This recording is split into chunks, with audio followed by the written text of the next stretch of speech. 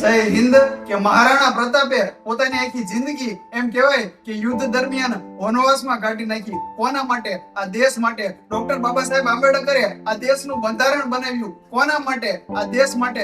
છત્રપતિ શિવાજી મહારાજે સ્વરાજના આંદોલનમાં પોતાની આખી જિંદગી કાઢી નાખી. કોના માટે? આ દેશ માટે. એપીજે અબ્દુલ કલામ એક મુસલમાનનો દીકરો એમ કહેવાય કે આ દેશનો રાષ્ટ્રપતિ હતો. જ્યારે એને પોતાના પ્રાણ છોડ્યા ત્યારે સાહેબ એના ખાતામાંથી કાંઈ પૈસા નથી નીકળતા, એની પાસેથી કોઈ પ્રોપર્ટી નથી નીકળતી. એને બધું કોના માટે સમર્પિત કર્યું? આ દેશ માટે. સાહેબ આ બધાય મહાપુરુષોએ જે કાંઈ પણ કાર્યો કર્યા છે એ આ દેશ માટે કર્યા છે. તો આજ આપણે સૌ શું કામ એમને ધર્મ અને જાતિના નામે વિભાજિત કરીએ છીએ કે મહારાણા પ્રતાપ અમારા છે, શિવાજી અમારા છે, આંબેડકર અમારા છે, અબ્દુલ કલામ અમારા છે. અરે સાહેબ એ કોઈ મારા કે તમારા નથી, પણ આખા દેશના છે.